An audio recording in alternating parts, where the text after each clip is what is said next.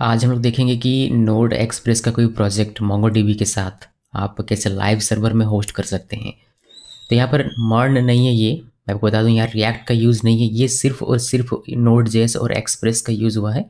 और रिएक्ट वगैरह या फिर व्यू इस तरह के कुछ भी नहीं है, फ्रंट एंड अलग से नहीं है, एक्सप्रेस का ही ईजेएस का यूज़ करके मैंने इसको बनाया हुआ। तो देखिए बहुत ही कम आपको इसका ट्यूटोरियल देखने को मिलेगा यूट्यूब पे या फिर जो भी पोस्ट है ब्लॉग पोस्ट वगैरह उस पर बहुत ही कम मिलेगा, रैरली किसी ने क्रिएट किया है।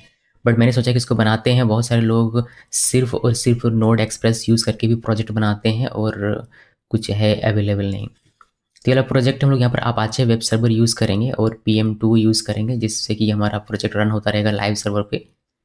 तो ये सारी चीज़ें हम लोग यूज़ करेंगे। प्रोजेक्ट मैं आपको दिखा देता हूँ, मैंने बहुत ही सिंपल सा ब्लॉग का प्रोजेक्ट बनाया हुआ है, मिनी ब्लॉग का।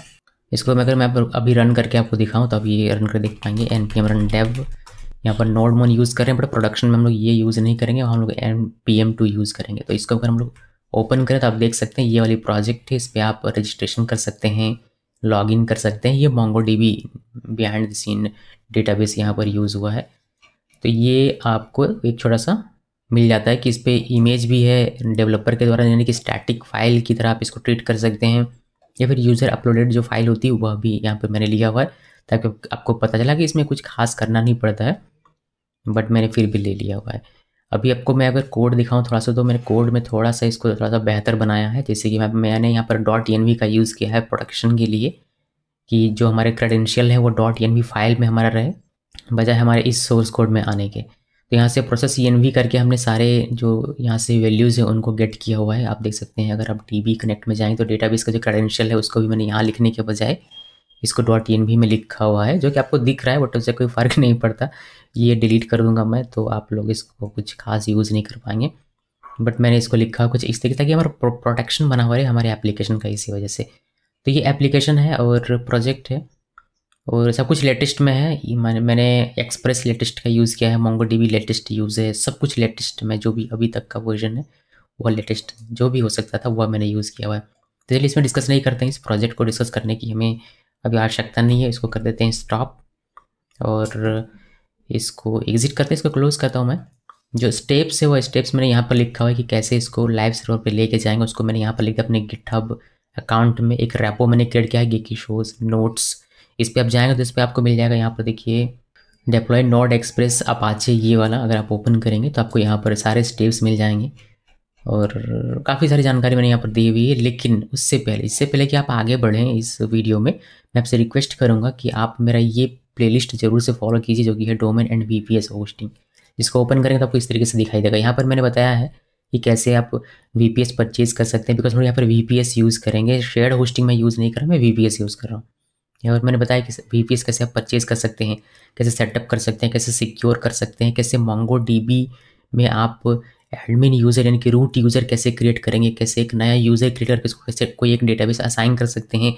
ये सब जो बेसिक चीज़ें चाहिए थी इस डिप्लॉयमेंट से पहले, वो सारा कुछ मैं बता चुका हूँ। तब इसको अगर फॉलो करेंगे तो आप अच्छे तरीके से सीख पाएंगे। तो इसको फॉलो जरूर कीजिएगा। इसका लिंक मैं आपको इसी के डिस्क्रिप्शन में डाल दूंगा, वहाँ से आप इसको एक्सेस कर सकते हैं, या फिर आप मेरे प्लेलिस्ट में जाकर यहाँ पर कहीं भी सर्च कीजिएगा, आपको मिल जाएगा डोमेन एंड VPS होस्टिंग नाम से ये वाला प्लेलिस्ट। इसको जरूर से फॉलो कीजिए, ये मेरी रिक्वेस्ट है। अभी हम लोग वापस से आते हैं अपने इस पे। मैं VPS यूज़ कर रहा हूँ होस्टिंगर का, जैसा कि आप लोग देख सकते हैं। तो होस्टिंगर का अगर आपको कोई भी सर्विस परचेज करना हो तो नीचे कमेंट में एक लिंक पिन कर दूंगा, उस लिंक को क्लिक करके अगर आप परचेज करेंगे होस्टिंगर का VPS या फिर कोई भी सर्विस, तो आपको 20% का एक्स्ट्रा डिस्काउंट मिल जाएगा। सो पहले स्टेप्स की बात करते हैं। यहाँ पर हम लोग आते हैं और स्टेप्स में how two point domain and host node express project on Apache web server VPS hosting, ये मैंने लिखा है हेडलाइन। यहाँ पर व्हाट इज़ PM2, बिकॉज हम लोग PM2 यूज़ करेंगे, तो क्या है PM2 आपको पता होना चाहिए। तो इसके लिए मैंने यहाँ पर डेफिनेशन इसका लिख दिया हुआ है थोड़ा सा। और हम लोग यहाँ पर अभी यहाँ से हम लोग शुरू करेंगे चीज़ें। तो हमारे पास एक डोमेन है ऑलरेडी बिग रॉक का, जो मैंने लॉगिन नहीं किया, मैं लॉगिन उसको कर लेता हूँ। बिग रॉक से मैंने डोमेन परचेज किया हो, तो बिग रॉक में मैं लॉगिन कर रहा हूँ अपने डोमेन को एक्सेस करने के लिए। अगर आप बिग रॉक से कोई प्रोडक्ट परचेज करना चाहते हैं, कोई सर्विस परचेज करना चाहते हैं, उसका भी लिंक मैं दे दूंगा, आप उसको क्लिक करके परचेज कीजिएगा। अभी हम लोग विजिट माई अकाउंट में चलते हैं और हम लोग ये अकाउंट में चले जाएंगे। यहाँ पर स्टेप 1 में ही लिखा हुआ है कि log in to your domain provider website, जो बिग रॉक है हमारा, तो हम लोग उसमें लॉग इन कर रहे हैं अभी, जैसा कि आप लोग यहाँ पर देख सकते हैं। उसका दूसरा क्या था कि नेविगेट टू मैनेज डीएनएस, हम लोग नेविगेट करेंगे अपने मैनेज डीएनएस पे, मतलब जहाँ जिस डोमेन को यूज़ करना है उस डोमेन को क्लिक करके मैनेज डीएनएस पे नेविगेट करेंगे। उसके बाद हम लोग ये फॉलोइंग रिकॉर्ड्स ऐड करेंगे उसके डीएनएस में। 2 ए रिकॉर्ड ऐड करने हैं जिसमें नाम या फिर होस्ट नेम, दोनों में से कुछ भी लिखा हुआ रहता है, या तो होस्ट लिखा हुआ रहेगा या फिर सिर्फ नेम लिखा हुआ रहेगा या फिर होस्ट नेम, दोनों लिखा हुआ रहेगा। तो जो भी रहेगा आप @ और डाउनलोड करके 2 रिकॉर्ड ऐड करेंगे और रिमोट सर्वर की आईपी आप वैल्यू के तौर पर लिखेंगे। रिमोट सर्वर की आईपी आपको यहाँ पर मिलेगी अगर आप मैनेज में जाएंगे अपने वीपीएस अकाउंट में और यहाँ से वीपीएस एक्सेस में क्लिक करेंगे। देखिए ये वाली जो आईपी है ये आपकी आईपी जो आप ए रिकॉर्ड को ऐड करते वक्त लिखेंगे। चलिए मैं आपको दिखाता हूँ। हम लोग चलते हैं अपने डोमेन पे। ये एक हमारा डोमेन है, देख लीजिए sonamkumari.com, इस पर क्लिक करते हैं और ये हमारा ओपन हो जाना चाहिए। देखिए ओपन हो गया। अभी आप नीचे डीएनएस मैनेजमेंट आपको यहाँ पर मिल जाएगा। सभी किसी भी कंपनी से आपने परचेज किया हो बोर्ड आईडी से या फिर किसी भी कंपनी से आपने परचेज किया, आपको कहीं ना कहीं ए रिकॉर्ड ऐड करने का ऑप्शन मिल जाता है, आपको अपना ढूंढना पड़ेगा। अगर बिग रॉक है तो ये तरीका है। जैसे डीएनएस मैनेजमेंट में जाना है, फिर मैनेज डीएनएस पे यहाँ पर क्लिक करना। अभी ये करें आप, उससे पहले मैं आपको एक नोट बताना चाहूँगा कि हम लोग ए रिकॉर्ड जब ऐड करते हैं किसी डोमेन पे, किसी वीपीएस या फिर किसी भी सर्विस को पॉइंट करने के लिए, तो ये ज़रूरी होता है कि उसका जो सर्वर नेम है ये डिफ़ॉल्ट रहे यहाँ पर, तभी हमारा ए रिकॉर्ड सही से प्रोपेगेट होता है, वरना नहीं होता है, फिर काफ़ी समय लेता है प्रोपेगेट होने में। तो बेहतर होगा कि आप अगर ए रिकॉर्ड ऐड कर रहे हैं तो आप नेम सर्वर डिफ़ॉल्ट कर लीजिए यहाँ पर। ये बिग रॉक का डिफ़ॉल्ट है, ये अगर आप बिग रॉक से आपने परचेज किया तो आप इसी को लिख सकते हैं, या फिर अगर अदर कंपनी से है तो आप उसको गूगल में सर्च कर लीजिएगा, आपको गूगल में उसका डिफ़ॉल्ट नेम सर्वर क्या होता है मिल जाएगा। नहीं मिल रहा है कस्टमर सपोर्ट से बात कर लीजिए, वो लोग भी आपको दे देंगे। ये सभी के लिए सेम होता है, जितने भी बिग रॉक के सर्विस यूज़र हैं सभी के लिए सेम रहता है। ओके, सो ये ध्यान में रखिए। अभी चलिए हम लोग अपना काम करते हैं। सबसे नीचे आना है, वो ये मैनेज डीएनएस में क्लिक करना है, उसके बाद ये हमारा ओपन होगा। देखिए हमारा ये ओपन हो गया। थोड़ा सा जूम है, मैं थोड़ा सा जूम आउट कर देता हूँ, इसको सेंटर में लेकर आता है। देखिए यहाँ अभी ए रिकॉर्ड मैंने पहले से ऐड करके रखा था कि प्रोपेगेशन में हमारा समय ना जाए, तो ए रिकॉर्ड को मैंने ऐड करके रखा। लेकिन आप कैसे ऐड करेंगे, हो सकता है कि आपका यहाँ पर कोई रिकॉर्ड ना दिखे या फिर कुछ दिखे तो उसको डिलीट कर दीजिएगा और यहाँ ऐड ए रिकॉर्ड ये वाला जो बटन इस पर क्लिक करना है। उसके बाद आपको इस तरीके का ऑप्शन मिलेगा, एक फॉर्म कुछ समझ लीजिए कि है। इस पर आपको होस्ट नेम जो मैंने बताया हुआ यहाँ पर देखिए कि होस्ट नेम @ के साथ एक करना है, वैल्यू में सर्वर आईपी लिखनी है जो कि यहाँ से मिलेगी, आपको मैंने बता दिया। उस जगह से दूसरा रिकॉर्ड ऐड करना पड़ेगा www के साथ, जिस पे सर्वर आईपी वही सेम आईपी आपको लिखनी है, ये वाली आईपी। ठीक है, चलिए आपको दिखाता हूँ। वैसे ऐड नहीं करूँगा मैं बिकॉज मेरा ऐड है पहले से, बट लिख के तो दिखा ही सकता हूँ। यहाँ पर @ ऐसे लिखना है और जो आईपी थी हमारी, मैंने कॉपी नहीं किया है बिलीव, जो कॉपी कर लेते हैं और यहाँ पर आकर इसको पेस्ट कर देना और यहाँ पर ऐड रिकॉर्ड पे क्लिक कीजिएगा। इस बटन पे एक रिकॉर्ड आपका ऐड हो जाएगा, फिर वापस से आपको इस तरीके से लिस्ट में दिखाएगा। फिर क्या करना है, फिर से ऐड ए रिकॉर्ड पे क्लिक करना है और अब की बार ये www के साथ करना है, आपकी आईपी ये सेम रहेगी वही, और ऐड रिकॉर्ड पे क्लिक करना है। ये काम कर लीजिए, वैसे आपका काम हो जाएगा। लेकिन अगर आपके पास आपका जो वीपीएस है वो आपको IPv6 प्रोवाइड करता है, जैसे मेरा प्रोवाइड कर रहा है, तो आप AA यानी कि 4 टाइम्स ए वाला रिकॉर्ड भी ऐड कर सकते हैं, बट ये ज़रूरी नहीं है। इससे भी आपका प्रोपेगेट हो जाएगा और आपका पॉइंट हो जाएगा डोमेन आपके वीपीएस पे। मैं आपको दिखाता हूँ कि 4 टाइम्स ए कैसे आप ऐड करेंगे। बिल्कुल सेम वही तरीका है, मगर फिर भी दिखा देता हूँ मैं, कुछ लोग करना हो तो 4 टाइम्स ए रिकॉर्ड इस पर क्लिक कीजिएगा। इस पर क्लिक करेंगे तो आपको मेरा रिकॉर्ड दिख जाएगा, मैंने ऐड करके पहले से रखा हुआ है। लेकिन मे भी आपका ना दिखे या फिर कोई और दिखे तो आप डिलीट कर लीजिएगा। उसके बाद आपको ऐड 4 टाइम्स ए रिकॉर्ड इस पर क्लिक करना है, इस बटन पे। उसके बाद आपको यहाँ पर लिखना है @ और यहाँ पर आपको IPv6 एड्रेस लिखना है, IPv4 नहीं। IPv6 आपको मिलेगा कहाँ से, अगर आपका सर्विस प्रोवाइडर प्रोवाइड करता है आपको इस तरीके से IPv6 मिल जाएगा कहीं ना कहीं। इसको आप कॉपी कर लीजिए, फिर आप कस्टमर सपोर्ट में पूछ सकते हैं कि आपका जो VPS है वो उसका IPv6 आपको कहाँ मिलेगा, तो वो अभी पूछ सकते हैं। मेरा यहाँ पर दिख रहा है, अभी मैं क्या करूँगा, यहाँ पर जाना है और सिंपली इसको पेस्ट करना है और ऐड रिकॉर्ड पे क्लिक करना है। उसके बाद वापस से सेम वही करना है, लेकिन अब की बार www लिखना है और IP हमारा सेम रहेगा और ऐड रिकॉर्ड पे क्लिक करना है। बस इतना करना है। इसको क्लोज कीजिए। चेक करने के लिए कि आपका डोमेन प्रोपेगेट हुआ है या नहीं, उसके लिए आप DNS चेकर यूज़ कर सकते हैं, कोई भी एक वेबसाइट। जैसे कि मैं ये यूज़ कर रहा हूँ DNSchecker.org। इस पर आप अपना डोमेन लिखेंगे जो भी आपका है, जैसे sonamkumari.com है तो ये लिख दिया। और ए रिकॉर्ड हमने ऐड किया था तो ए इसको सिलेक्ट करना है, सर्च में क्लिक करना है। अभी यहाँ जो आपको IP दिख रही है ये 181 ये IP और यहाँ की ये IP मैच करनी चाहिए। अगर मैच कर रही है तो समझिए कि आपका प्रोपेगेट हो चुका है। यहाँ आप चेक कर सकते हैं कि कौन कौन कंट्री में सक्सेसफुली प्रोपेगेट हुआ है, कौन कौन कंट्री में अभी भी बाकी है। तो थोड़ा समय लेता है, 24 आवर्स या फिर 5-6 आवर्स आपका समय ले सकता है ये सभी कंट्रीज़ में प्रोपेगेट होने में। उस तरीके से 4 टाइम्स ए वाले को भी आप यहाँ से चेक कर सकते हैं। इसको सर्च कीजिए और ये जो IPv6 आपको दिख रहा है ये इसके सिमिलर होना चाहिए, यहाँ पर जो इसके सिमिलर होना चाहिए। अगर है तो आपका प्रोपेगेट हो चुका है 4 टाइम्स ए रिकॉर्ड भी सही तरीके से। बस इतना चेक कीजिए, वेरीफाई कीजिए, आपका ये पॉइंट करने लगेगा। अगर सब कुछ बढ़िया रहा तो अगर आप अपने डोमेन को हिट करेंगे तो आपको इस तरीके से डिफ़ॉल्ट पेज दिखेगा अपाचे का, अपाचे 2 डिफ़ॉल्ट, जो कि सेटअप है इस वीपीएस में। तो आपका डोमेन पॉइंट हो चुका है, अभी इसका कोई काम नहीं है। मैं चाहूँ तो इसको लॉग आउट कर सकता हूँ, मैं इसको क्लोज़ कर देता हूँ। ओके, सो हमारा डोमेन है, पॉइंट हो चुका है, यहाँ तक का हमारा काम खत्म हो जाता है। अब आप स्टेप्स में आइए, ये रिकॉर्ड हमने ऐड कर लिया, ये काम हमारा खत्म। अब ये कहता है कि on local Windows machine make your project folder a zip file using any of the software, जैसे कि विनजिप हो गया, विनरैर हो गया। मैं सजेस्ट करता हूँ कि विनजिप का यूज़ कीजिए, बिकॉज हम लोग लाइव सर्वर में, यानी कि अपने रिमोट सर्वर में जब हम लोग जाएंगे यूबुंटू में, तो हम लोग अनजिप का यूज़ करते हैं, तो ज़्यादा बेटर होता है कि विनजिप से बनाया जाए। तो हमें पहले ये कर लेना था। चलिए मैं दिखाता हूँ हमारा प्रोजेक्ट फोल्डर कहाँ पर है। ये हमारा प्रोजेक्ट फोल्डर, इसको राइट क्लिक करना है, add zip, add to WinZip, यहाँ पर क्लिक कीजिए और ये हमारा जिप बन जाएगा। देखिए ये जिप बन रहा है, इसका साइज़ बहुत ही बड़ा है, बहुत ही बड़ा है। मैं आपको दिखाता हूँ कि 7 MB का लगभग है। तो इतना बड़ा साइज़ होने की ज़रूरत नहीं है। हम लोग क्या करेंगे, इसको डिलीट कर देते हैं और इसमें जो नोड मॉडल्स नाम का हमारा ये फोल्डर है, जो कि इसका साइज़ सबसे बड़ा है इसमें, तो इसको डिलीट कर देते हैं। फिर हम लोग क्या करेंगे, जब हम लोग लाइव इसको लेके जाएंगे तो वहाँ पर इसको इंस्टॉल कर लेंगे वापस से। तो मैं पहले इसको डिलीट कर देता हूँ, ये डिलीट हो गया।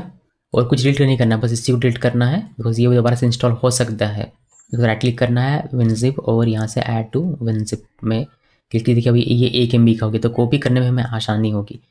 ये हमारा बन गया जिप फाइल। अब हमें इसको लेकर जाना है लोकल मशीन से अपने रिमोट सर्वर पे।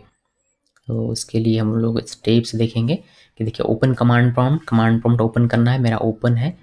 Copy zip file from local Windows machine to Linux remote server, यानी कि जो हमारा रिमोट सर्वर है उस पर हमें जाना है, मतलब लेकर जाना है। तो लिनक्स जो हमारा ऑपरेटिंग सिस्टम है वह यूबुंटू 22.04 अभी तक का जो लेटेस्ट है उसी को मैं यूज़ कर रहा हूँ। कॉपी करने के लिए क्या करना पड़ेगा आपको, SCP मैं यहाँ यूज़ कर रहा हूँ, आप कोई और अगर चाहें तो यूज़ कर सकते हैं, बट SCP मुझे ज़्यादा बेहतर लगता है। तो SCP-P, फिर पोर्ट लिखना है, फिर अपने प्रोजेक्ट फोल्डर का नाम .zip के साथ, फिर आपका यूज़र नेम रिमोट सर्वर का, फिर ऐट सिंबल लिखना है, फिर अपने रिमोट सर्वर की IP लिखनी, फिर कॉलन लिखना है। ये आपके होम डायरेक्टरी में, यानी कि आपके इस यूज़र के होम डायरेक्टरी में जाकर कॉपी पेस्ट हो जाएगा। तो मैं आपको दिखाता हूँ ये करके। हम लोग जाएंगे अपने कमांड प्रॉम्प्ट को ओपन करते हैं। हमारा जो प्रोजेक्ट फोल्डर है वह है D ड्राइव में, तो मुझे पहले D ड्राइव में जाना पड़ेगा। यहाँ से माय प्रोजेक्ट करके एक फोल्डर मैंने बनाया हुआ है, इस पर है। अब मैं आपको दिखाऊँ DIR करके, देखिए मिनी ब्लॉक.zip, ये वाला हमें भेजना है, कॉपी पेस्ट करना है। तो हम लोग SCP को पेस्ट करते हैं यहाँ पर, देखिए मैंने पेस्ट किया। और यहाँ पर हमें कुछ चेंज करना पड़ेगा। मेरा ये 22 पोर्ट नहीं है, डिफ़ॉल्ट पोर्ट, हमने पोर्ट चेंज किया हुआ अपना, तो 1034 मेरा पोर्ट है। प्रोजेक्ट का नाम यही है मिनी ब्लॉक.zip, तो वही मैंने रहने दिया। और मेरे सर्वर का यूज़र नेम राज है, आप रूट के साथ भी कर सकते हैं अगर आपका कोई अदर यूज़र सेटअप नहीं है। तो मैं राज के साथ कर रहा हूँ बिकॉज मैंने सेटअप किया हुआ है। और ये IP नहीं है मेरे सर्वर की, तो मैं इसको हटा देता हूँ और जो IP है वह लिख देता हूँ। राइट क्लिक किया, पेस्ट हो गया मेरा सर्वर IP 181, ये मेरी सर्वर IP है। और कॉलन लिखा मीन्स होम डायरेक्टरी पे जाकर ये पेस्ट होने वाला है। किसके होम डायरेक्टरी पे, राज यूज़र के होम डायरेक्टरी पे। इंटर की प्रेस कीजिए और ये थोड़ा सा समय लेगा और कॉपी हो जाएगा होपफुली, अगर सब कुछ बढ़िया। देखिए मिनी ब्लॉग ये कॉपी हो रहा है, ये इतने का है। मेरा इंटरनेट काफ़ी स्लो चलता है, देख सकते हैं कि कितना KB करके चल रहा है ये, लेकिन इसीलिए मैंने छोटा फाइल कर लिया हुआ था। तो ये मेरा हो गया, अभी कॉपी हो चुका है ये मेरे लोकल मशीन से, ये मेरे रिमोट सर्वर पे जा चुका है। अभी देखते हैं आगे स्टेप क्या कहता है हमें। आगे स्टेप कहता है कि get access to your remote server via SSH। तो हम लोग SSH के थ्रू SSH में अपना मतलब रिमोट सर्वर पे एक्सेस लेते हैं। उसके बाद ये सारे कमांड्स में रन करनी पड़ेगी। तो हम लोग पहले SSH पे लॉगिन कर लेते हैं अपने SSH, यानी कि रिमोट सर्वर पे CMD के थ्रू। तो CMD मैंने ओपन किया यहाँ पर, इसको क्लियर करते हैं CLS करके। और ये हम लोग जा रहे हैं सर्वर पे। तो यहाँ पर कोई की नहीं, पासवर्ड नहीं मांगेगा बिकॉज मैंने SSH की सेटअप किया हुआ। ये पासवर्ड लेस है, सिर्फ मेरे इस मशीन के लिए ही। अगर आप करने की कोशिश करेंगे तो आपको पासवर्ड मांगेगा या फिर पासवर्ड आपका लॉगिन ही नहीं होगा। सो ये मैं लॉगिन हो चुका हूँ, आप देख सकते हैं। मैं वेलकम टू यूबुंटू 22.04 इस ऑपरेटिंग सिस्टम के अंदर हूँ अब, और ये मेरा टर्मिनल है इस सिस्टम का। इसको क्लियर करते हैं। ये अब कमांड प्रॉम्प्ट नहीं रहा, ये एक टर्मिनल है जिसपे हम लोग यूबुंटू के अंदर में है, ठीक है। उसके बाद क्या कह रहा है कि हमने एक्सेस ले लिया। उसके बाद आप चीज़ें वेरीफाई कर लीजिए, जैसे कि अपाचे है या नहीं, बिकॉज हम लोग अपाचे वेब सर्वर यहाँ पर यूज़ कर रहे हैं। तो ये है या नहीं मैं वेरीफाई करता हूँ। अपाचे 2, देखिए हमारे पास अपाचे 2.4.15 है, तो बहुत अच्छी बात है, ये है। उसके बाद हम लोग नोड को भी चेक कर लेंगे, फिर NPM को चेक करेंगे। तो मैं नोड को चेक करता हूँ, क्योंकि नोड वी और नोड मेरा इंस्टॉल नहीं है, मुझे इसको इंस्टॉल करना पड़ेगा। मैं समझता हूँ नोड नहीं है तो npm भी नहीं होगा। npm v लिखा, देखिए ये भी नॉट फाउंड बता रहा है, बहुत अच्छी बात है। दो चीज़ें हमारे पास नहीं है, pm2 देख लेते हैं pm2 है या नहीं। तो यहाँ पर आया मैं, और pm2 ये भी नहीं है, बहुत अच्छी बात है। और क्या नहीं है, MongoDB भी नहीं होगा। तो MongoDB को भी चेक कर लेना बहुत ज़रूरी होता है, कि हो सकता है कि आप किसी कंपनी में जॉब कर रहे हो जिन्होंने रखा इंस्टॉल करके, या फिर कुछ ना कुछ करके रखा हो, तो आपको पता होना चाहिए। तो ये देख सकते हैं MongoDB हमारा पहले से सेटअप है, जैसे कि आपने देखा, मैं भूल गया, और किसी ने सेटअप करके इसमें रखा हुआ है, मुझे पता नहीं था। तो MongoDB एक्चुअली मैंने ही सेटअप करके रखा हुआ था। ये 6.0.3, इसका मैंने सेपरेट एक बनाया हुआ वीडियो कि कैसे आप MongoDB इंस्टॉल करते हैं, कैसे आप उसको कॉन्फ़िगर करते हैं, वो मैंने बताया। फिर एक सेपरेट में बताया कैसे आप MongoDB में कोई एडमिन यूज़र क्रिएट कर सकते हैं, कैसे एडमिन यूज़र बनाकर, फिर एडमिन मीन्स रूट यूज़र बनाकर आप कैसे एक नॉर्मल सा यूज़र क्रिएट कर सकते हैं, उसको कैसे कोई एक डेटाबेस असाइन कर सकते हैं, वो सब मैंने सेपरेटली बताया हो। तब उसको जरूर से पहले देखिएगा, तभी आपको यहाँ पर समझ में आएगा। बिकॉज हम लोग उसी एडमिन का, उसी रूट का यहाँ पर यूज़ करेंगे एक नया यूज़र क्रिएट करने के लिए, एक नया डेटाबेस क्रिएट करने के लिए। सो क्या क्या हमें इंस्टॉल करना पड़ेगा, हमें इंस्टॉल करना पड़ेगा नोड के साथ हमारा npm आ जाएगा, फिर pm2 इंस्टॉल करना है। बस ये 3 चीज़ें हमें इंस्टॉल करनी है, यानी कि 2 चीज़ें हमें इंस्टॉल करनी है, नोड के साथ npm चलाएगा, और pm2 इंस्टॉल करना है। तो पहले नोड तब सभी को पता होगा, बिकॉज हम नोड एप्लीकेशन को डेप्लॉय करें तो नोड के बारे में, npm के बारे में सभी को पता होगा। अगर नहीं पता है तो आप मेरा प्लेलिस्ट फॉलो कर सकते हैं, कौन सा, ये Node.js MongoDB एक्सप्रेस, ये वाला प्लेलिस्ट फॉलो कीजिएगा। यहाँ पर आपको सारी जानकारी मिल जाएगी कि नोड क्या होता है और npm क्या होता है, ये सारी चीज़ें आपको जानकारी अच्छे से मिल जाएगी। ओके, इसको कर देता हूँ क्लोज, और हम लोग आते हैं अपने इस स्टेप्स में। तो ये हो गया। अभी इंस्टॉल करने का मैंने यहाँ तरीका बता दिया, मे भी आपके सिस्टम में ना इंस्टॉल हो, तो अपाचे को आप इस तरीके से इंस्टॉल कर सकते हैं। पहले आपको sudo apt update, sudo apt upgrade, ये तो कर लेना है, 2 बेसिक चीज़ें। उसके बाद इसको रन करना है, और नोड को इंस्टॉल करने के लिए आपको थोड़ा सा ज़्यादा स्टेप फॉलो करना पड़ेगा, ये वाला। तो चलिए नोड को इंस्टॉल करते हैं, इसको कॉपी करते हैं कर्ल के साथ, इसको कॉपी किया और कमांड प्रॉम्प्ट में आना है यहाँ पर और पेस्ट कीजिए। ओके, कॉपी हमने ठीक से किया नहीं, कॉपी किया के लिए कॉपी ठीक से किया था, देखिए पेस्ट किया यहाँ पर curl-fsl, और ये वाला एक हम लोग अभी जो इंस्टॉल कर रहे हैं वह 18.x। मैं आपको ये दिखा दूंगा कि अब ये कहाँ से पता लगा सकते हैं, sudo-e bash, और इस तरीके से इसको इंटर की प्रेस करेंगे आप। उसके बाद ये आपको एक प्रॉम्प्ट करेगा, उसके बाद आप ये इसको कॉपी करते हैं और यहाँ पर आना है, वापस से इसको पेस्ट कीजिए और इंटर की प्रेस कीजिए, और ये पासवर्ड मांगेगा, पासवर्ड आपको देना पड़ेगा। और सब कुछ बढ़िया रहा तो देखिए इंस्टॉल करने का, ये इंस्टॉल शुरू करते हैं। तो नोड हम लोग 18 इंस्टॉल कर रहे हैं, जो अभी तक का LTS का लेटेस्ट वर्जन है उसको मैं कर रहा हूँ। तो इसको हम लोग होने देते हैं। तो मैं आपको दिखाता हूँ कि मैंने जो ये कमांड यहाँ से निकाल के रखा है, मे बी ये लेटेस्ट आ जाए 19 या फिर 20 तक कैसे करेंगे। आप Node.js की ऑफिशियल वेबसाइट पे जाइएगा, यहाँ से डाउनलोड्स वाले टैब में क्लिक करना है। उसके बाद यहाँ पर आपको मिलेगा installing Node.js via package manager, इस पर क्लिक कीजिए। यहाँ से आपको मिलेगा Debian and Ubuntu based Linux distribution, इस पर क्लिक कीजिए, आपको इस सेक्शन में पहुँचा देगा। यहाँ से आपको Node.js बाइनरी डिस्ट्रीब्यूशन, इस पर क्लिक करना है। उसके बाद ये एक नई वेबसाइट पर आपको लेके जाएगा यहाँ पर, और यहाँ पर आपको वो सारी चीज़ें मिल जाएगी। थोड़ा और स्क्रॉल डाउन करते हैं, होपफुली ये हमारा टर्मिनल एक्सपायर ना हो जाए। मैं एक बार इंटर की प्रेस कर लेता हूँ। वैसे हमारा ये इंस्टॉल हो चुका है, आप देख सकते हैं। यहाँ पर आएंगे थोड़ी देर में, पहले मैं आपको ये दिखा देता हूँ। यहाँ पर देख सकते हैं इंस्टॉलेशन इंस्ट्रक्शन आपको दिख रहा होगा, नोड 19 के लिए ये दिख रहा है Ubuntu पे। आपको ये लिखना पड़ेगा, फिर ये लिखना पड़ेगा, बट मैंने LTS वर्जन यूज़ किया हुआ है अभी 18 का, ये जो है इसको मैंने यूज़ किया, तो इसको आप यहाँ से देख सकते हैं। बस आपको यहीं पर आना है और यहाँ से अपना जो भी लेटेस्ट वर्जन होगा LTS का, उसको आप यूज़ कीजिएगा। अभी के लिए जो आपको दिख रहा है, देखिए अगर मैं बैक चला जाऊँ तो 18.13 ये मुझे दिख रहा था, तो मैंने इसको किया हुआ है बजाय करंट को करने का। आप चाहें तो करंट को भी कर सकते हैं, बट आप अपने रिस्क पे उसको कर सकते हैं। तो ये मैंने तरीका बता दिया कि कैसे देखेंगे। तो ये इंस्टॉल हमारा हो चुका है, मैं आपको वापस से एक बार आकर दिखाता हूँ। यहाँ पर देखिए ये सारी चीज़ें हमारे हो चुकी है इंस्टॉल। मैं इसको वेरीफाई कर सकता हूँ। अगर मैं लिखूँ node-v, ये आपको नोड को 18.13 आपको दिख जाएगा। अगर आप npm-v करेंगे तो आपको npm का वर्जन दिख जाएगा। npm का नया वर्जन आया हुआ मेरे ख्याल से 9 पॉइंट समथिंग, तो आप चाहें तो इसको अपग्रेड कर सकते हैं अलग से, बट रहने देते हैं अभी के लिए, इससे काम हो जाएगा। तो ये हो गया। अभी हमें इंस्टॉल करना है pm2, तो हम लोग इसको कॉपी कर दें, ये लेटेस्ट वर्जन हमारा हो जाएगा। और यहाँ पर आप इसको पेस्ट कीजिए, sudo npm install -g, ये ग्लोबली हम लोग इंस्टॉल कर रहे हैं, sudo npm install -g pm2 latest, inter key press किया और npm install -g pm2 latest ये हो रहा है। तब तक जब तक ये हो रहा है तब तक हम लोग समझते हैं कि pm2 है क्या, जिसको मैंने यहाँ पर लिख दिया हुआ है कि pm2 is a powerful widely used and feature rich production ready process manager for Node.js।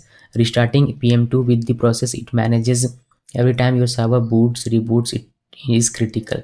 One of the pms2 key feature is support for a startup script based on starters that starts pm2 and your process at every server restart। तो pm2 एक process manager है जो कि हमारा जो Node.js का application है उसको हमेशा के लिए प्रोसेस करके रखेगा, नहीं कि उसको रन करके रखेगा। हम लोग क्या करते हैं, npm रन डेव करते हैं जो नोड मोन हमारा चला के दिखाता है हमारे डेवलपमेंट सर्वर पे। बट यहाँ पर नोड मोन हम लोग यूज़ नहीं कर सकते वरना हमारा जो वेबसाइट है वो ट्रैफिक आने पर क्रैश हो सकता है। तो उसकी जगह पर हम लोग pm2 यहाँ पर यूज़ करें जो कि ज़्यादा बेहतर माना जाता है। तो pm2 का यूज़ करके हम लोग अपने जो एप्लीकेशन उसको स्टार्ट करेंगे, फिर वो स्टार्ट हो जाएगा हमेशा के लिए फॉर एवर।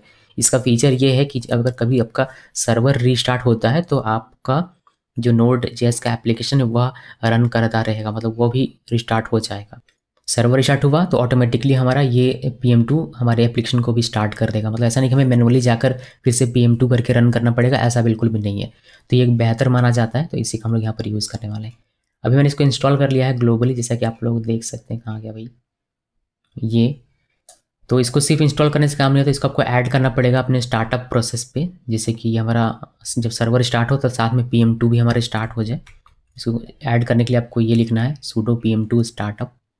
यहाँ पर आइए और देखिए यहाँ पर कह रहा है कि new major version of npm available. आप npm 8.19 यूज़ करें लेकिन 9.3.1 आ गया, जैसे कि मैंने कहा था ये एक मेजर रिलीज, आप चाहें तो अपग्रेड कर सकते हैं कुछ इस तरीके से इसका यूज़ करके, बट मैं अभी नहीं कर रहा हूँ। इसको करते हैं पेस्ट। ऐड करने के लिए स्टार्टअप में pm2 को sudo pm2 स्टार्टअप। अगर आप नॉन रूट यूज़र हैं तो sudo लगा के ही करना है, याद रहे, और रूट यूज़र हैं तो फिर तो pm2 स्टार्टअप भी आप लिख सकते हैं। इंटर की प्रेस करते हैं और ये देखिए इसने क्या क्या किया। इसने किया कि प्लेटफॉर्म यहाँ से देखिए यहाँ पर ये pm2, यहाँ पर pm2 ये बड़ा सा लॉगो दिखता है। pm2 is a production process manager for Node.js application with a built in load balancer. ये लोड बैलेंसर भी प्रोवाइड करता है। डीमनाइज एनी एप्लीकेशन, तो pm2 स्टार्ट ऐप इस तरीके से आप लिखेंगे, आपका स्टार्ट हो जाएगा और डीमन पे चलेगा। फिर load balance for instance of API.js, इस तरीके से आप लोड बैलेंस इसमें करवा सकते हैं। फिर मॉनिटर कर सकते हैं इन प्रोडक्शन, अगर आप मॉनिटर करना चाहें तो ये क्या क्या चीज़ आपकी यूज़ हो रही है pm2 मॉनिटर इस कमांड को रन करके। फिर make pm2 auto boot at server restart, इस तरीके से आपको सर्वर रिस्टार्ट पर ऑटो बूट कर सकते हैं, ये हमने ऑलरेडी किया हुआ है। और जानकारी के लिए आप इस साइट पर जा सकते हैं। उसके बाद यहाँ पर इनिट सिस्टम फाउंड, ये इसने सिस्टम फाउंड किया। फिर टेम्पलेट, ये डिस्क्रिप्शन ऐड किया, डॉक्यूमेंटेशन, आफ्टर सर्विस टाइप, ये सारी चीज़ें आपको दिखा दी। इन्वायरमेंट पाथ, यहाँ पर ये सारी चीज़ें सेट होती हैं जो कि आप यहाँ पर देख सकते हैं। और कुछ चीज़ें और यहाँ पर आपको जानकारी मिल जाती है। ये सर्विस टारगेट पाथ आपको यहाँ पर दिखाई देता है, आप इसको चेक करके इसको रन करके आप चेक कर सकते हैं क्या रिस्टार्ट होने पर आपका ये सर्विस वापस से रिस्टार्ट होगा या नहीं। बट मेरा होगा, मुझे पता है, मैंने चेक करा। और ये कॉन्फ़िग फाइल वगैरह आपको यहाँ पर कुछ चीज़ें देखने को मिल रही है। और सक्सेसफुल हो चुका है, कमांड एग्जीक्यूटेड सक्सेसफुली आपको यहाँ पर दिख रहा होगा। एक pm2 सेव है कि आपका जो ये प्रोसेस है उसका आप सेव कर सकते हैं, तो आप यहाँ पर pm2 सेव रन कर सकते हैं। और इसको अगर वापस से आपको रिमूव करना है इस स्क्रिप्ट से तो आप pm2 अनस्टार्टअप सिस्टम md ये रन कर सकते हैं। तो मैं क्या करता हूँ, मैं sudo और pm2 सेव कर देता हूँ इसको अभी के लिए यहाँ पर। और देखिए ये हमारा सेव हो गया सक्सेसफुल्ली। ओके, सो ये एक कमांड आप यहाँ देखकर इस तरीके से रन कर लीजिएगा। इसको मैंने यहाँ लिखा नहीं है, मैंने आगे बताया होगा बट यहाँ पर मैंने लिखा नहीं है, मैंने सारा काम करके इसको सेव किया होगा, बट आप यहाँ पर भी सेव कर सकते हैं। अभी इंस्टॉल करना है MongoDB इंस्टॉल करने के लिए मैंने स्टेप यहाँ पर लिखा हुआ, इस लिंक में आप जाएंगे आपको मिलेगा how to install MongoDB and on Ubuntu 2.04, और कैसे कॉन्फ़िगर करना है वो भी मैंने बताया हुआ है। तो इसके बारे में डिस्कस नहीं करेंगे, इसका सेपरेट मैंने बनाया हुआ है, आप उसको देख सकते हैं अगर आप देखना चाहें तो, जो आपको मिल जाएगा इसी प्लेलिस्ट में। तो हमारा MongoDB इंस्टॉल हो चुका होगा। अभी हम लोग इसको वेरीफाई कर सकते हैं कि हमारा अपाचे सर्विस जो है उस स्टेटस उसका रनिंग है या नहीं, बिकॉज हम लोग अपाचे वेब सर्वर यूज़ करेंगे। तो मैं इसको एक बार क्लियर कर लेता हूँ, ये बहुत हो चुका है। इसको देखिए ये हमारा एक्टिव एंड रनिंग स्टेटस में है, बहुत अच्छी। Ctrl+C प्रेस कीजिए, एक बार इसको क्लियर कर लीजिए। उसके बाद आपको वापस आना है इंस्ट्रक्शन में और फायरवॉल चेक कर लीजिए कि फायरवॉल वगैरह आपका सब कुछ ठीक है या नहीं। आप देख सकते हैं, मैं यहाँ पर आता हूँ और मैं आपको दिखा देता हूँ। देखिए फायरवॉल हमारा ये 1034 हमारा जो SSH है उसके लिए दिया है मैंने, और 80 और 443 मेरा अपाचे के लिए है, यानी कि HTTP और HTTPS के लिए दोनों के लिए मैंने अलाउ किया हुआ है। और 27017 ये मेरा MongoDB के लिए है, जो डिफ़ॉल्ट पोर्ट होता है MongoDB का, उसको भी मैंने अलाउ करके रखा हुआ है। और ये IPv6 सेम उसी पोर्ट पर ओपन है। तो ये सारी चीज़ें आपके सिस्टम में होनी चाहिए। हो सकता है कि आपका SSH का पोर्ट अलग हो तो वो आपका अलग हो, लेकिन अपाचे वाला ये और ये MongoDB का अगर आपने डिफ़ॉल्ट चेंज नहीं किया होगा तो यही आपका रहेगा और यही आपका होना चाहिए। तो ये आप वेरीफाई कर लीजिएगा। नहीं है तो आप उसको कर सकते हैं अलाउ। कैसे करते हो फायरवॉल वाले वीडियो मैंने बताया हुआ है, तो आप उसको वहाँ से जाकर देख सकते हैं। अभी LS करते हैं और देखते हैं कि हमारा जो प्रोजेक्ट फोल्डर था जो हमने कॉपी किया था वो एक्चुअली में अभी तक आया है नहीं। तो देखिए miniblog.zip करके देखेंगे, ये हमारा आ चुका है यहाँ पर, जो हमने कॉपी पेस्ट किया था अपने लोकल से रिमोट पे। इसको हमें अनजिप करना है, अनजिप miniblog ये लिख के, तो इसको मैंने कॉपी किया और यहाँ पर पेस्ट करेंगे। तो अनजिप miniblog इसका नाम जो भी है वो लिख दिया, इंटर की प्रेस करेंगे और ये हमारा अनजिप हो जाएगा। बिकॉज छोटा सा हमारा है तो क्विकली अनजिप होगा। अब इसको मूव कर देंगे हम लोग अपने पब्लिक फोल्डर पे। हालांकि यहाँ से भी ये सर्व हो सकता है लेकिन हम लोग कर देते हैं। तो हम लोग जाएंगे यहाँ पर और sudo mb miniblog, ये जो हमारा फोल्डर है, आपको फोल्डर नहीं दिखाया मैंने आपको, मैं आपको फोल्डर पहले दिखा देता हूँ। अगर आप LS करेंगे, क्लियर कर लेते हैं एक बार, अगर आप LS करेंगे तो आपको ये फोल्डर दी जाएगा। बस इस फोल्डर को मुझे मूव कर देना है। कहाँ मूव कर देना है? अपने पब्लिक फोल्डर पे। हालांकि यहीं से भी सर्व हो सकता है, यहीं पर रख के भी आप कर सकते हैं, बट हम लोग वेब सर्वर के पब्लिक डायरेक्टरी में इसको लेकर जाते हैं, जो कि ये वाला है। इसको इंटर की प्रेस कीजिए और ये वहाँ पर मूव हो जाएगा। उसके बाद नेक्स्ट स्टेप है go to your project directory. तो उसके लिए मैं CD var, जहाँ पर हमारा प्रोजेक्ट डायरेक्टरी वहाँ पर जाना पड़ेगा। तो वहाँ पर चलते हैं, CD var www miniblog, ये वाला हमने लिखा, इंटर की, यहाँ पर हम लोग आ गए। उसके बाद क्या करना है? उसके बाद आपको जितनी भी डिपेंडेंसी जो हमने नोड मॉड्यूल्स डिलीट कर दिया था, आपको पता होगा कि कॉपी करने से पहले हमने नोड मॉड्यूल्स डिलीट कर दिया था, उसको इंस्टॉल करना पड़ेगा वापस से। उसके लिए हम लोग इंस्टॉल करने के लिए npm इंस्टॉल इस कमांड को रन करेंगे। इसको कॉपी कीजिए और यहाँ पर रन कीजिए npm इंस्टॉल, इसमें इंटर की प्रेस करना है और ये थोड़ा सा समय लेगा और सारी चीज़ें इंस्टॉल करके वो दे देगा यहाँ पर, और नोड मॉड्यूल्स का फोल्डर भी आपका आ जाएगा। जैसे कि देख सकते हैं यहाँ पर एडेड हो चुका है, 2271 पैकेजेस हो चुके हैं। तो ये हो चुका है हमारा। अगर आप देखेंगे LS करके यहाँ पर तो आपको नोड मॉड्यूल्स का फोल्डर दिख जाएगा। यहाँ पर देखिए नोड मॉड्यूल्स का फोल्डर हमारा आ चुका है, यानी कि सारे पैकेजेस हमारे इस पैकेज रोटेशन के अंदर जो भी हमारा होगा वो सारा हमारा यहाँ हो चुका है। आप चाहें तो इसमें से डेव डिपेंडेंसी को हटाकर फिर से npm इंस्टॉल कर सकते हैं, जिससे कि जो डेव डिपेंडेंसी वाला होगा वो रिमूव हमारा हो जाएगा। अब हम लोग आते हैं नेक्स्ट इंस्ट्रक्शन पे, जो कि है इंस्टॉल नोड जैसे MongoDB ड्राइवर इफ़ नीडेड। तो इसको हम लोग कॉपी कर लेते हैं। कॉपी कर लिया मैंने, और हो सकता है कि आपकी आवश्यकता ना पड़े, आप एक बार टेस्ट कर लीजिए अगर करना चाहें तो, बट इसको मैं कॉपी करके इंस्टॉल कर लेता हूँ। यहाँ पर आते हैं और npm इंस्टॉल MongoDB ये लिखा, इंटर की प्रेस करते हैं और ये हमारा इंस्टॉल हो रहा है। देखिए हमारा इंस्टॉल हो चुका है, एक पैकेज हमारा ऐड हो चुका है। उसके बाद हमें इसका वर्चुअल फाइल क्रिएट करना है, वर्चुअल होस्ट फाइल क्रिएट करना है अपने इस जगह पर जाकर। तो हम लोग इस जगह पर पहले जाएंगे, उसके बाद क्रिएट करेंगे। तो यहाँ पर आया मैं और कमांड प्रॉम्प्ट में जाना है। इसको मैं करता हूँ CLS नहीं क्लियर, और CD जो कॉपी किया था वह यहाँ पर आते हैं। LS करेंगे तो यहाँ पर आपको एक डिफ़ॉल्ट फाइल दिखेगा, दो डिफ़ॉल्ट फाइल दिखेंगे। एक डिफ़ॉल्ट फाइल है HTTP के लिए, एक HTTPS के लिए आई बिलीव, बिकॉज यहाँ SSL लिखा हुआ है। तो यहाँ पर कोड लिखा हुआ है कि कोई भी डोमेन अगर हमारे VPS को पॉइंट करता है तो उसको ये वाला पेज दिखाना है, जो आप यहाँ पर देख सकते हैं, ये वाला पेज। अब हमें कहना है कि नहीं भैया, ये पेज इस डोमेन के हिट होने पर ये पेज नहीं दिखाना है, मैं मैंने जो प्रोजेक्ट रखा है उस प्रोजेक्ट को आपको दिखाना है। तो वह कैसे करते हैं? वो हम लोग वर्चुअल होस्ट फाइल क्रिएट करके उसको डायरेक्ट करेंगे, तो फिर वो हमारा काम होगा। चलिए मैं आपको दिखाता हूँ कि कैसे करना होता है। इंस्ट्रक्शन में आते हैं और हम लोग वर्चुअल फाइल यहाँ पर क्रिएट करेंगे नैनो करके, और फिर ये कॉपी करेंगे। तो इसको मैं कॉपी कर लेता हूँ। पहले कॉपी किया, हमने फाइल अभी क्रिएट नहीं किया, मैं आपको फाइल क्रिएट करके दिखाता हूँ। यहाँ पर आते हैं और यहाँ पर आपको लिखना है नैनो, सूडो करके नैनो करना है, नैनो, और नाम लिखना है सोनम कुमारी, जो डोमेन का नाम होता है वही लिखना है, sonamkumari.com, और कॉन्फ यहाँ लिखना है, कॉन्फिग नहीं लिखना, .conf, कॉन्फिग नहीं लिखना, कॉन्फ लिखना है। जो डोमेन का नाम होता है वही हम लोग यहाँ पर नाम दे देते हैं। .in है तो .in, .com है तो .in, और .conf लगाना है। इंटर की प्रेस करेंगे आप तो यहाँ पर आपका एक फाइल इस तरीके से ओपन हो जाएगा। एक एडिटर है ये, नैनो एडिटर, जिसमें ओपन हो, राइट क्लिक करेंगे। जो हमने कॉपी किया था वह चला आएगा, नहीं आया, कोई बात नहीं, फिर से हम लोग कॉपी करते हैं। तो हम लोग इसको कॉपी कर लेते हैं वापस से, और यहाँ पर राइट क्लिक करेंगे, ये हमारा पेस्ट हो जाएगा। इसमें से कुछ चीज़ें हमें चेंज करनी पड़ेगी, जैसे सर्वर नेम, हमारा जो डोमेन का नाम है वह हमें लिखना पड़ेगा। तो यहाँ पर लिख देते हैं सोनम कुमारी का .in होता है तो .in लिखते हैं, .com है तो .com मैं लिख रहा हूँ। यहाँ पर एक पब्लिक ईमेल लिखना है जो कि सर्वर एरर आने पे सभी यूज़र को दिखाई देगा। तो मैं लिखता हूँ सोनम कुमारी.com, contact@sonamkumari.com।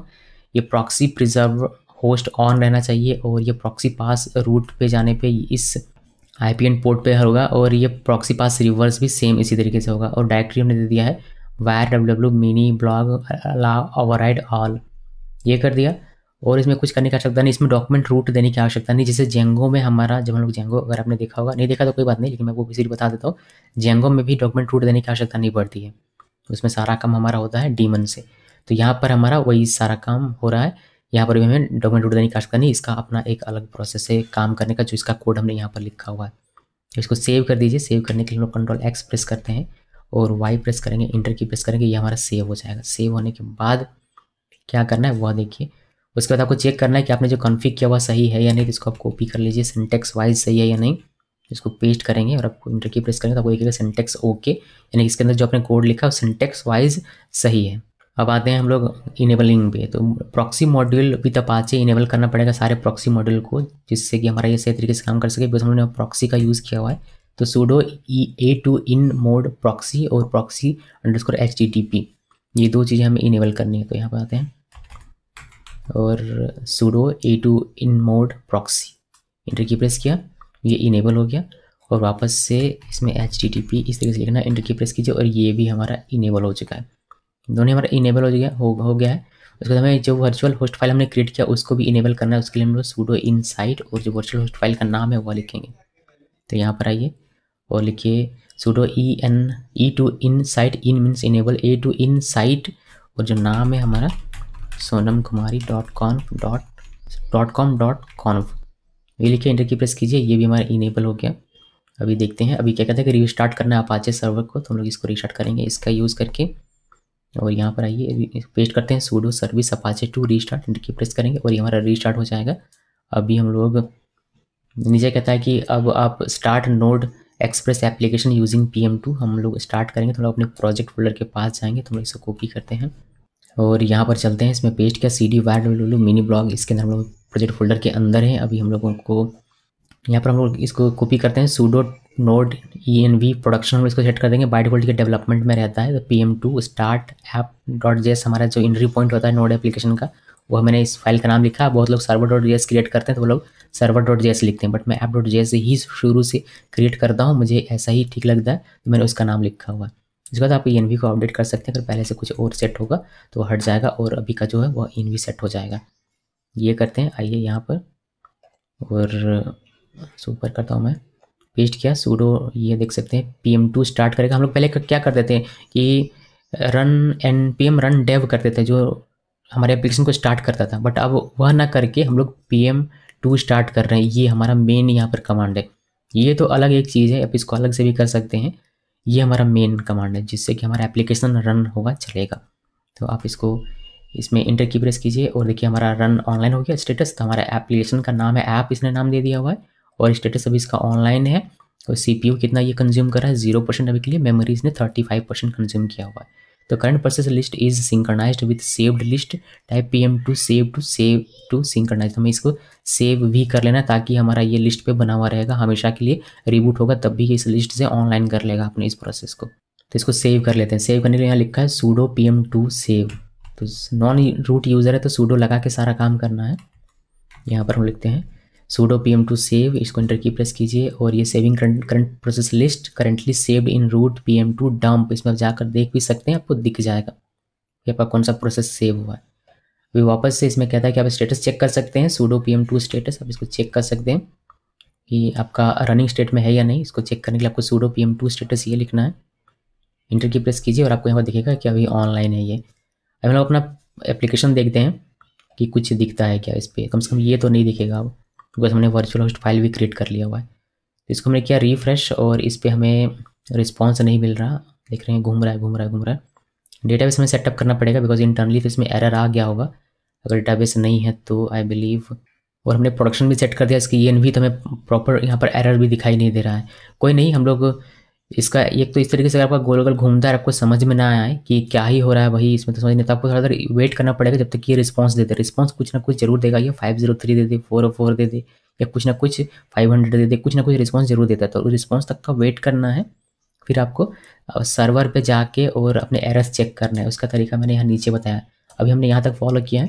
मैं आपको एरर चेक करने का तरीका बता देता हूँ, यहाँ पर कहीं लिखा होगा मैंने, देखिए you can check error logs if you get any error. देखिए आपको वायर लॉग में जाना पड़ेगा, फिर आपको रूट यूज़र में शू करके जाना पड़ेगा, फिर आप अपाचे 2 में जाएंगे, फिर एरर डॉट लॉग ये वाला फाइल आप ओपन करेंगे तो आपको नीचे से देखिएगा आपको एरर दिखता जाएगा कि कौन कौन सा आपका एरर आया हुआ है।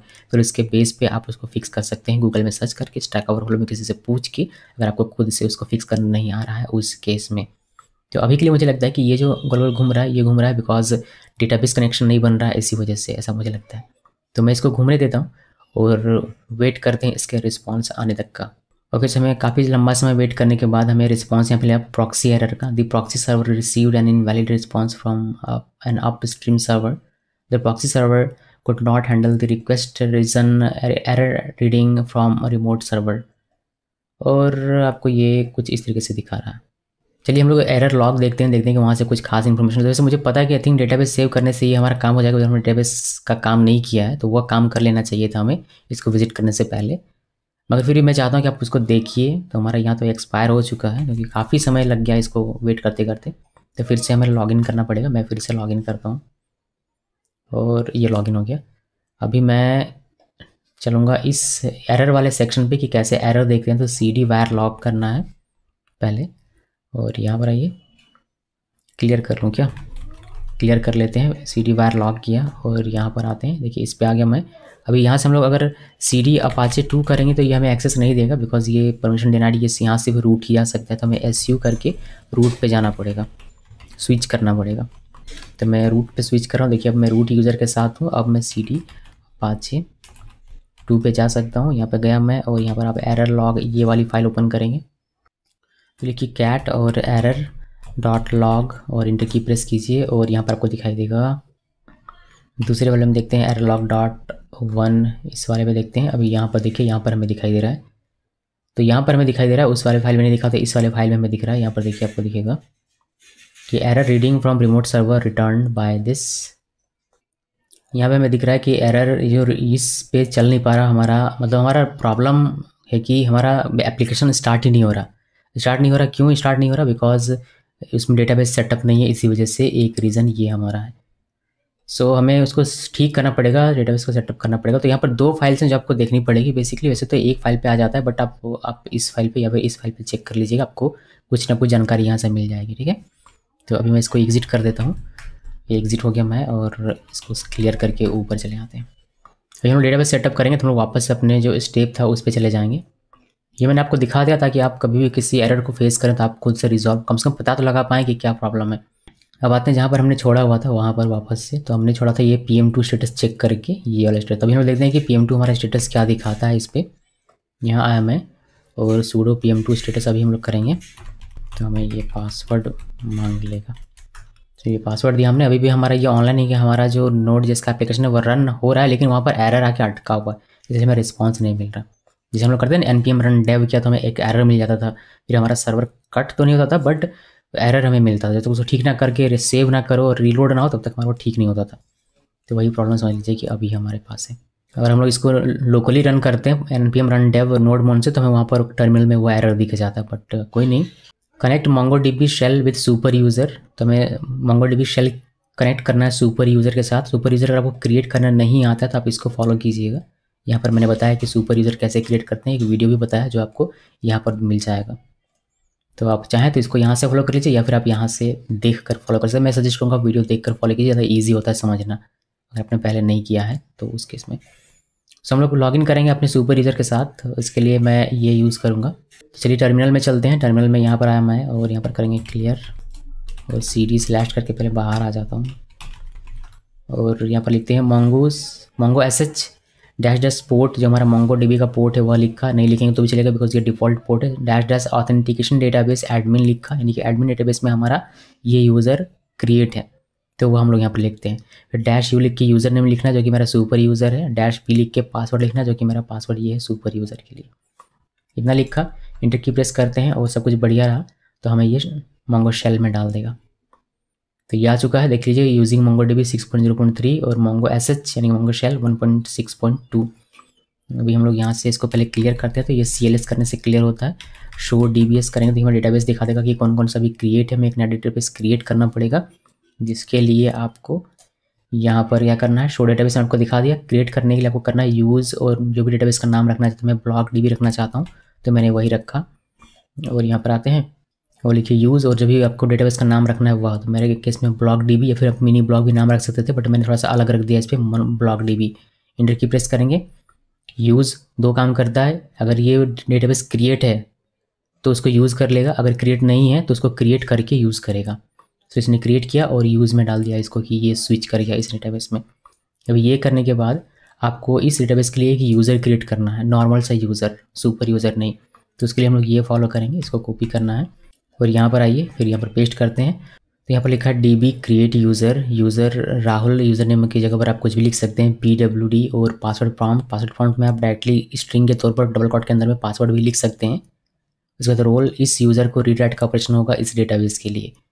तो ये हमने दिया, ये यूज़र क्रिएट कर रहे हैं हम लोग इस ब्लॉक DB डेटाबेस के लिए। बस इंटर की प्रेस करना है, फिर ये पासवर्ड प्रॉम्प्ट करेगा, पासवर्ड लिख दीजिए प्रेम से, पासवर्ड लिख दिया, इंटर की प्रेस करते हैं और हमारा ओके हो गया। आप हमारा शो यूज़र्स करके यूज़र देख सकते हैं कि हमारा क्रिएट हुआ। अगर आपको कभी यूज़र डिलीट करना होता है, कैसे डिलीट करेंगे, DB.drop यूज़र ये लिखना है और फिर यहाँ पर कॉट के अंदर में यूज़र नेम लिखना है, जैसे कि मेरे केस में राहुल है, तो इस तरीके से राहुल लिखूंगा और इंटर की प्रेस करने पर ये राहुल डिलीट हो जाएगा। बट अभी मुझे करना नहीं है, बट मैंने आपको ऐसे दिखा दिया, मे बी कभी आपका लीक हो जाए डेटा, ये यूज़र नेम पासवर्ड वगैरह, तब इसको डिलीट करना चाहेंगे डिलीट कर लीजिएगा, फिर से अपने नया क्रिएट भी कर लीजिएगा, वरना इसका एक्सेस सिर्फ और सिर्फ रूट यूज़र के पास रह जाएगा। तो ध्यान रहे कि हमने एक डेटाबेस क्रिएट किया ब्लॉक DB नाम से, हमने एक यूज़र क्रिएट किया राहुल नाम से, और इसका पासवर्ड हमने यहाँ पर दिया हुआ है जो आपको पता नहीं, लेकिन मुझे पता है और आपको कुछ देर में पता चल जाएगा।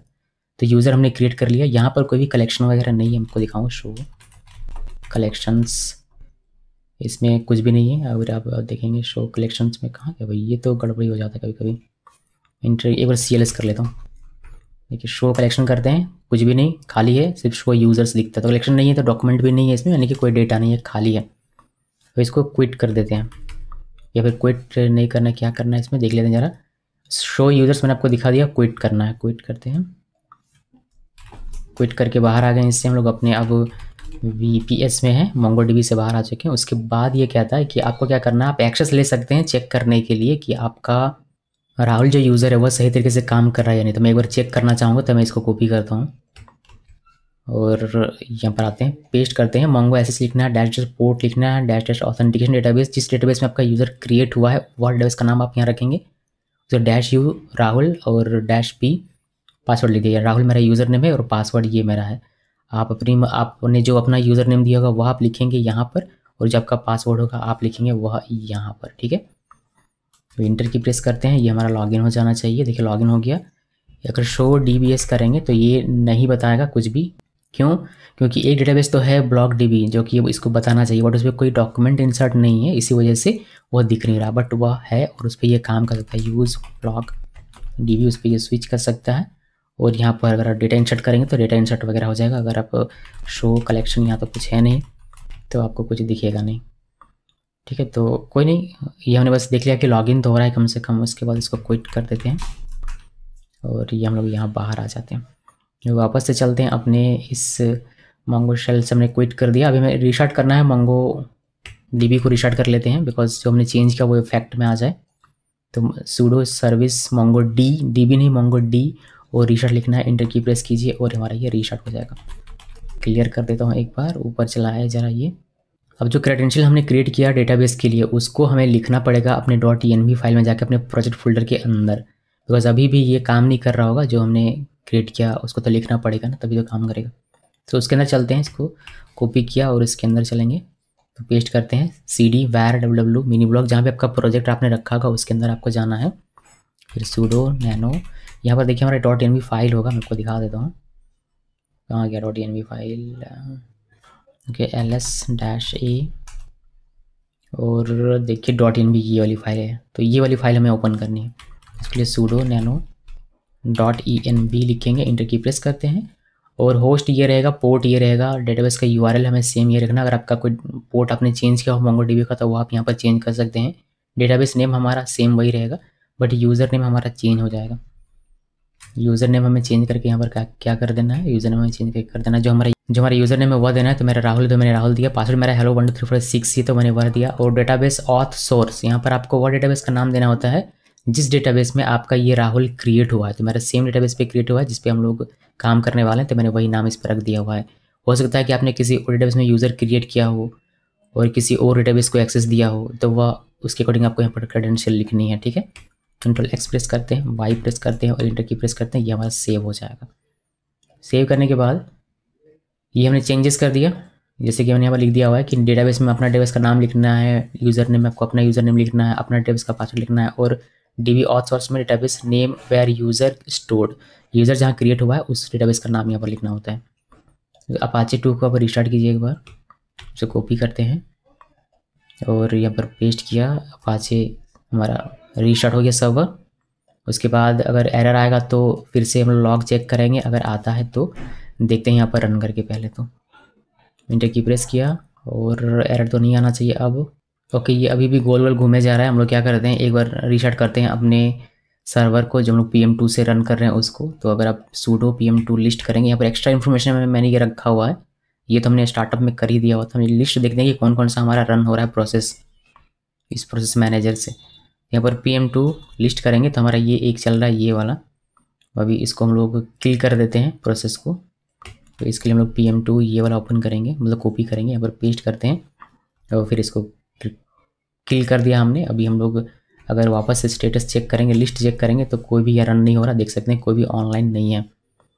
अभी हम लोग वापस से इसको रन कर सकते हैं। आप डिलीट भी कर सकते हैं, अगर प्रोसेस को डिलीट करना हो तो मुझे डिलीट नहीं करना है। सेव करना हो सेव कर सकते हैं, अगर फोर्स सेव करना हो फोर्स सेव कर सकते हैं। कभी कभी सेव से हमारा चेंजेस नहीं होता है तो आप फोर्स इसमें फ्लैग लगा सकते हैं। अगर सेव्ड लास्ट सेव्ड प्रोसेस को रीशो करना तो उसके लिए ये है, डाउन फाइल को क्लियर करना तो ये है, और अगर आपको स्टार्टअप से इसको रिमूव करना है तो आप उसके लिए ये है। हमें ये सब करना नहीं है, हमें क्या करना है, हमें इसको फिर से स्टार्ट करना है। स्टार्ट करने के लिए जो हमारा एप्लीकेशन है उसको, तो ये वाला हम लोग चलाएंगे। ये कॉपी किया और यहाँ पर आते हैं और इसको पेस्ट करते हैं और वापस से स्टार्ट। इसको देखिए हमारा ऑनलाइन फिर से आ गया। अभी देखते हैं कि हमारा ये चलता है या नहीं। तो यहाँ आया मैं और सोनम कुमारी पे इंटर की प्रेस करेंगे और देखिए हमारा ये चल पड़ा। तो ठीक है, तो ये छोटी छोटी चीज़ें हैं जो आपको फेस करनी पड़ेगी, आपको दिमाग में लगाना पड़ेगा कि कैसे रीस्टार्ट करने पर हमारा काम हो जाए। कभी कभी आपने ये डेवलपमेंट के समय भी फेस किया होगा कि कोई एरर आ जाता था, हमें कभी कभी वो रीलोड पे नहीं देता, हमें सर्वर को स्टॉप करके फिर से स्टार्ट करना पड़ता है प्रोसेस को। तो वो सारी चीज़ें यहाँ पर भी काम करती हैं बिल्कुल सही तरीके उसी तरीके से। तो मैंने आपको यहाँ लगभग सब सारी चीज़ें दिखा दी कि चीज़ें कैसे करते हैं। एक चीज़ मैं यहाँ पर वेरीफाई करना चाहूँगा, इसको रजिस्ट्रेशन लॉगिन को चेक करने से पहले कि रीबूट होने पर हमारा ये प्रोसेस चल रहा है या नहीं। तो हम लोग वापस से एक बार और इसको सेव कर लेते हैं, बिकॉज हमने क्लियर कर दिया था इसको। sudo PM2 सेव करना, इंटर की प्रेस कीजिए और ये हमारा सेव हो जाना चाहिए होपफुली। अभी हम लोग क्या करेंगे, अपने सर्वर को रिबूट करेंगे। या तो आप यहाँ से रिबूट कर लीजिए, रिबूट sudo रिबूट लगा के, या फिर आपको यहाँ पर भी ऑप्शन मिल जाता है, आप देखेंगे तो रिबूट VPS, यहाँ पर से आप क्लिक करके भी कर सकते हैं। जैसे मर्जी वैसे कर लीजिए। हमारा काम ये कि ये जब हमारा पूरा सिस्टम रिबूट होता है तो स्टार्टअप होने पर हमारा PM2 चलता है और PM2 हमारे इस एप्लीकेशन को रन करवाता है बाय डिफ़ॉल्ट या नहीं। इसको चेक करना ज़रूरी है, क्योंकि हो सकता है कि बहुत सारे लोग इस पे काम कर रहे हैं, कोई ना कोई रिबूट करेगा ही, पता चलेगा कि हमारा जितना भी एप्लीकेशन है सारा का सारा शट डाउन हुआ, तो शट डाउन ही चला गया और लाइव आया ही नहीं, तो फिर तो गड़बड़ हो जाएगा, बड़ा ही बिजनेस लॉस हो जाएगा। तो इसको चेक कर लेते हैं कि PM2 हमारा प्रोसेस सही तरीके से रन कर रहा है या नहीं। तो उसके लिए हम लोग यहाँ पर आते हैं और हम लोग इसमें करेंगे sudo और रिबूट। sudo रिबूट किया, ये हमारा देखिए टर्मिनल नीचे आ गया, बट ये अब काम नहीं करेगा, ये हमारा किल हो गया है, मतलब रिबूट हो रहा है। ये रिबूट होने में जो समय लगता है सिस्टम को, समय तो लगता ही है। अब अपना ऑपरेटिंग सिस्टम भी अगर रिबूट करेंगे तो थोड़ा सा समय ज़रूर से लगता है। ये रिबूट हो रहा होगा अभी, और हम लोग यहाँ पर आएँ और इसको रिफ्रेश करें यहाँ पर। तो देखिए हमारा ये रिबूट होने के बाद भी सही तरीके से काम कर रहा है, मतलब PM2 प्रोसेस जो हमारा सही तरीके से रन कर रहा है और हमें कुछ भी करने की आवश्यकता नहीं है। अगर रिबूट करने के बाद आपका ये ओपन नहीं होता है तो उस केस में आप क्या करेंगे, उस केस में आपको ये PM2 प्रोसेस को फिर से स्टार्ट करना है, ये वाला रन करके, फिर PM2 सेव करना है। अगर सेव से आपका काम नहीं बन रहा तो आप फोर्स कर सकते हैं इसको, sudo PM2 सेव फोर्स, इस वाले फ्लैग का यूज़ करके। उसके बाद फिर आप रिस्टार्ट करके देखिएगा, आपका ज़रूर से ये काम करेगा। नहीं काम करेगा फिर अपना नीचे कमेंट कीजिएगा, मैं आपको बताऊंगा कि और क्या क्या प्रोसेस हो सकती है इसको ठीक करने का। बेसिकली हम लोग उसको क्लियर डंप करेंगे, फाइल पूरे को डिलीट करके, और वापस से सारा प्रोसेस करेंगे PM2 वाला, तो उससे भी हमारा काम हो जाएगा। आप अगर स्टेटस अभी चेक करेंगे PM2 का कि हमारा रन हो रहा है या नहीं, तो वह चेक कर सकते हैं। बस मुझे मिल जाए, मिल नहीं रहा, यहाँ कहीं लिखा होगा मैंने स्टेटस चेक करने का, मैंने यहाँ नहीं लिखा क्या, ऊपर में तो था ही एक, बट यहाँ पर नहीं है क्या, देखिए यहाँ पर मैंने नहीं लिखा। कोई नहीं, PM2 स्टेटस हम लोग लिखेंगे तो ये हमें दिखा देगा। यहाँ पर आना है, यही चीज़ हमें दिखाएगा। बट हम लोग पहले लॉगिन तो कर लें अपने SSH पे। हम लोग बाहर आ चुके हैं, हम लोग रिबूट से तो हमारा आउट हो चुका है। सो वापस से चलते हैं सर्वर के पास। ये सर्वर में लॉगिन हो रहा है, देखिए लॉगिन हो गया। हम लोग यहाँ पर करेंगे sudo pm2 status, inter key press किया, ये मांगेगा पासवर्ड और इंटर की प्रेस करते हैं और देखिए हमारा अभी भी ऑनलाइन है, आपको दिख रहा है ऑनलाइन एक प्रोसेस। और इतना MB मेमोरी ले रहा है, CPU यूजेस अभी 0% है। अगर इसको डिलीट करना हो परमानेंटली तो डिलीट करने का मैंने आपको तरीका यहाँ पर बता दिया हुआ है कि आपको कहाँ गया ये delete app from pm2 process. आपको sudo pm2 लिखना, डिलीट लिखना है और ऐप का नाम जो भी यहाँ पर आपको नाम दिखाई देता है ये वाला नाम आपको वहाँ लिखना होता है। तो बहुत सारे प्रोसेस आप इसमें शुरू कर सकते हैं, ऐसा नहीं कि एक ही प्रोजेक्ट रन करेगा pm2 से, नहीं और भी आप यहाँ पर रन कर सकते हैं एक साथ जितने भी, अगर आपको नोड जिसके और भी एप्लीकेशन प्रोजेक्ट हो तो आप pm2 का यूज़ करके उसको रन कर सकते हैं। तो यही है, इसमें और कुछ खास है नहीं। आपने होस्ट कर लिया अपना प्रोजेक्ट। मैं थोड़ा सा आपको चेक करके दिखाता हूँ कि डेटाबेस वगैरह सही तरीके से काम कर रहा है या नहीं। उसके लिए हमें रजिस्ट्रेशन करना पड़ेगा। तो यहाँ पर आते हैं, रजिस्ट्रेशन में क्लिक करते हैं और रजिस्ट्रेशन कराता हूँ मैं सुहानी, और ईमेल आईडी लिख देते हैं कि जिंदा ईमेल आईडी है ये, मेरी जिंदा है। और यहाँ पर एक पासवर्ड लिख देते हैं hello6 तक लिखते हैं हेलो के साथ। सबमिट पे क्लिक किया और ये लॉगिन करने के लिए कह रहा। तो चलिए लॉगिन कर लेते हैं और पासवर्ड अगर सब कुछ ठीक रहा लॉगिन में क्लिक करेंगे, ये लॉगिन हो जाएगा। अगर पासवर्ड सही है तो लॉगिन हो गया। हम लोग एक नया पोस्ट क्रिएट कर सकते हैं। देखिए टाइटल हम लोग देते हैं hello1 और यहाँ बॉडी में hello1 2 3 4 कुछ भी दे दीजिए। कोई एक इमेज यहाँ से चूज़ कर सकते हैं आप। मैं कोई भी एक इमेज चूज़ कर लेता हूँ और सबमिट में क्लिक करेंगे और ये हमारा हो जाएगा ऐड होने के बाद आप इसको देख पाएंगे अपने डैशबोर्ड में। देखिए यहाँ डैशबोर्ड में आपको दिखाई देगा इमेज के साथ, सब कुछ बढ़िया तरीके से काम करा। आप होम में जाकर मतलब अपनी वेबसाइट पर जाकर इसको यहाँ पे देख पाएंगे कि आपका ये पोस्ट हो जाएगा पब्लिकली। तो डेटाबेस वगैरह सब कुछ बढ़िया तरीके से काम कर रहा है। ये डेटा आपको दिख जाएगा अगर आप शेल से MongoDB में राहुल यूजर से लॉगिन करेंगे तो वहाँ आप देख सकते हैं। बट इतना देखने की आवश्यकता नहीं है। वो सारी चीज़ आपको तब करनी है जब आप यहाँ से सेव नहीं कर पा रहे हैं तो आप डिबग करना चाहेंगे कि मैनुअली इंसर्ट करके देख लो शेल से, तो उस केस में हम लोग वो काम करते हैं। बट हमारा सही तरीके से काम कर रहा है तो अभी उतना जाने की आवश्यकता नहीं है। सगज ये था कि नोड एक्सप्रेस एप्लीकेशन कैसे आप होस्ट कर सकते हैं अपाचे वेब सर्वर के साथ। और हमने MongoDB का भी यूज़ किया हुआ है। नॉर्मली लोग क्या करते हैं, किसी पे एक नॉर्मल सा एक छोटा सा Node.js का एप्लीकेशन क्रिएट कर दिया और उसको होस्ट करना सिखा दिया और बस व्यूज़ आ गए हैं लाखों 2 लाख, क्योंकि छोटा सा बनता है 9 मिनट में वो काम खत्म हो जाएगा। जैसे MongoDB का सेटअप वगैरह करना है नहीं, लेकिन उसको नॉलेज मिला नहीं बिकॉज MongoDB तो लोग यूज़ करते हैं Node.js एप्लीकेशन के साथ। लेकिन इसमें मैंने कोशिश की कि आपको डिटेल में पता चले, हर एरर के बारे में पता चले, हर एक प्रोसेस कैसे करते हैं वह सारी चीज़ें पता चले, कौन से एरर आता है तो किस तरीके से उसको फिक्स करना होता है, वह भी मैंने कोशिश की कि आपको यहाँ से देखने को मिल जाए ताकि आप डिप्लॉयमेंट अच्छे तरीके से कर सकें, सिक्योर तरीके से कर सकें। फिलहाल के लिए मैं इसमें इतना ही रखता हूँ। मैं इसको लॉग आउट कर देता हूँ यहाँ से। तो फिलहाल के लिए मैं इसमें इतना ही रखता हूँ। और अगर आपको कोई दिक्कत हो तो आप नीचे कमेंट में पूछ सकते हैं या फिर गूगल में स्टैक ओवरफ्लो में जरूर से सर्च कीजिएगा। मेरे पास सभी का सॉल्यूशन नहीं है जैसे कि मैं कहता हूँ, लेकिन मैं कोशिश करूँगा कि अगर मेरे से हो पाएगा तो मैं ज़रूर से हेल्प करूँगा। लेकिन आपको स्टैक ओवरफ्लो या गूगल पे डिपेंड होना चाहिए बजाय मेरे पर डिपेंड होने के। आप बताइएगा कि आप लोगों ने अगर इसको देखा तो आपको कुछ बेनिफिट हुआ या नहीं, आप अपने प्रोजेक्ट को होस्ट कर पाएँ या नहीं। नीचे कमेंट करके ज़रूर से बताइएगा। इस वीडियो को देखने के लिए आप सबका बहुत बहुत धन्यवाद।